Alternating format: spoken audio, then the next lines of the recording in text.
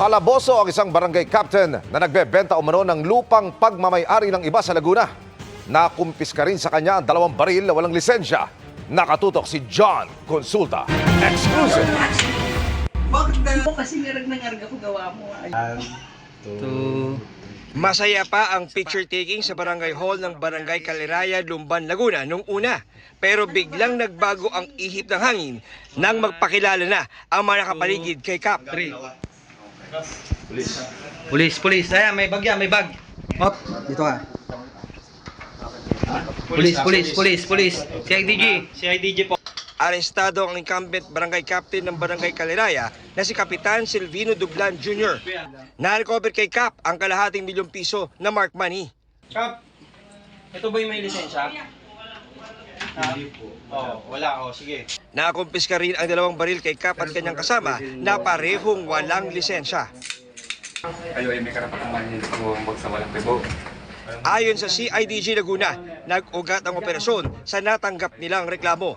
Pinapunta po sila doon sa mismong barangay hall, sa opisina po ni Cap, para doon ibigay yung down payment na 500,000 po doon sa binibiling lupa. Na-find out namin na may titulo itong lupa kasi tax declaration lang yung pinapakita nung nagbebenta sa kanya. Ayon sa CIDG, marami nang nabiktima si Cap sa iba't ibang bahagi ng Laguna gamit ang iisang modus. May semblance po ng land grabbing. Nagpe-pretend siya na kanya yung lupa kahit may titulo na ito. Yung binibenta po sa sa complainant natin, 300 square meters for 1.3 million. Yung ibang nabiktima niya, ang sa pagkakaalam din namin, hindi lang po doon sa bayan ng Lumban.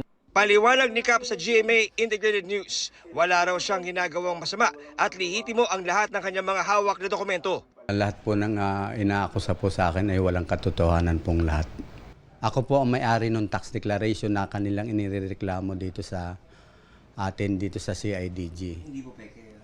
Hindi po peke yun kasi po yun ay original registered noon ay nasa akin po. At yun po ay lehitimong lahat na aking dokumento, certification mula sa barangay hanggang sa